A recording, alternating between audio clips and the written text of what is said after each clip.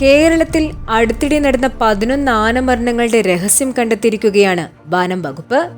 കഴിഞ്ഞ മാസമാണ് പെരിയാറിലൂടെ 11 ആനകളുടെ ജഡം ഒഴുകിയെത്തിയത്. ഇതിൽ 10 ആനകളും ഒരേ ദിവസമാണ് കൊല്ലപ്പെട്ടതെന്നാണ് കണ്ടെത്തൽ. കുട്ടമ്പുഴയിലെ പിണ്ടിമേട് വെള്ളച്ചാട്ടത്തിൽ വീണാണ് ഈ ആനകളെല്ലാം കൊല്ലപ്പെട്ടതെന്ന് കണക്കാക്കുന്നു.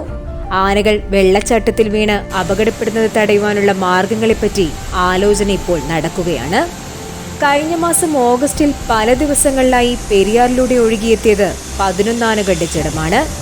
ആനകളുടെ കൂട്ടത്തോടെയുള്ള ഈ മരണത്തെപ്പറ്റി അന്വേഷിക്കുവാനായി വനംവകുപ്പ് വിദഗ്ധ സമിതിയെ ഉപയോഗിച്ച് ഒരു അന്വേഷണം നടത്തി.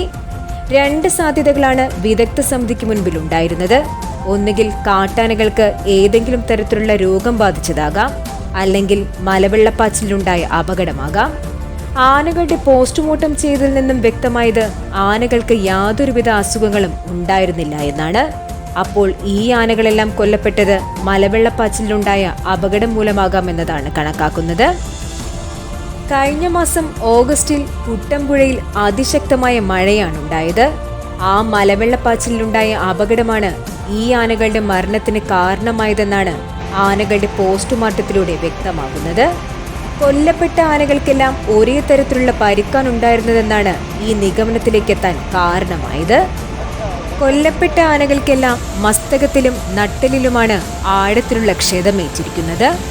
ആനക്കൂട്ടം പതിവായി കടന്നുപോകുന്ന പിണ്ടിമേട് വെള്ളച്ചാട്ടത്തിൽ വച്ചാണ് ഈ അപകടങ്ങളെല്ലാം സംഭവിച്ചിരിക്കുന്നതെന്നാണ് വനം വകുപ്പിന്റെ നിഗമനം.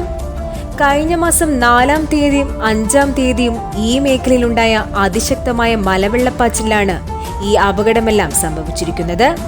ആനകളുടെ പോസ്റ്റ്മോർട്ടത്തിൽ നിന്നും 10 ആനകളും അപകടത്തിൽപ്പെട്ടത് 5-ാം തീയതിയാണെന്നും ഒരെണ്ണം 15-ാം തീയതിയാണെന്നുമാണ് നിഗമനം. ഇനി ഇത്തരം അപകടങ്ങൾ ഭാവിയിൽ എങ്ങനെ ഒഴിവാക്കാമെന്നതിനെക്കുറിച്ചുള്ള സാധ്യതകൾ പരിശോധിക്കുകയാണ്.